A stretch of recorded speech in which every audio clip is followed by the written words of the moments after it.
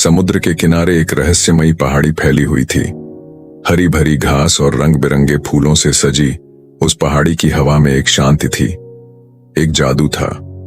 वहां खड़ा था एक नन्हा बच्चा, रामकुमार। वह नारंगी टी शर्ट और नीली निक्कर में था, आंखों में जिज्ञासा और दिल में रोमांच भरा हुआ। उसका चेहरा सूरज की किरणों से चमक रहा था और उसकी नजरें दूर क्षितिज पर टिकी थीं। उसी पल अचानक उसकी बगल में एक दिव्य प्रकाश प्रकट हुआ। वह थे हनुमान, शक्तिशाली, विशाल, लेकिन शांत और स्नेह भरे। उनका सुनहरा भूरा शरीर सूरज की रोशनी में चमक रहा था। राम ने जब ऊपर देखा, उसकी आंखें आश्चर्य और भक्ति से भर गईं।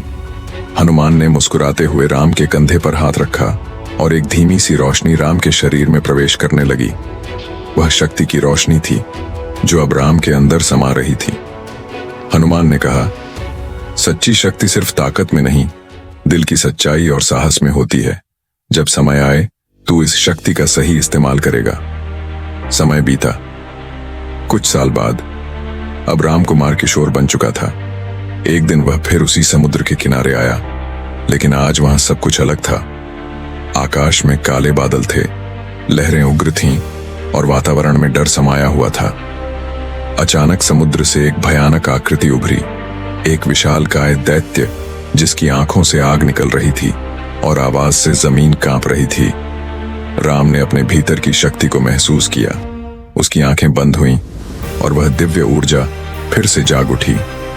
उसका शरीर रोशनी से भर गया और वह एक अद्भुत सुपर हीरो में बदल गया, तेज, शक्तिशाली, लेकिन फिर भी शांत।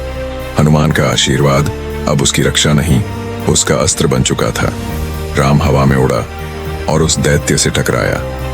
एक जबरदस्त लड़ाई हुई।